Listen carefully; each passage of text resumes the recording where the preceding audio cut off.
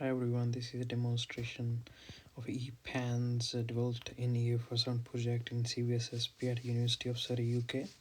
So for this, first of all, you need to activate the PANS environment. Once PANS environment is activated, then please run this demo tag.py file with Python command. And then it will show up the architecture of the model. Now you can see here the parameters of the compressed version of PANS CNN14. Now let's see some interesting things. So just you need to press the start button, click the start button, and then play any sounds or create any sounds like this. Hello, this is a demonstration to ePans which is obtained from PANS.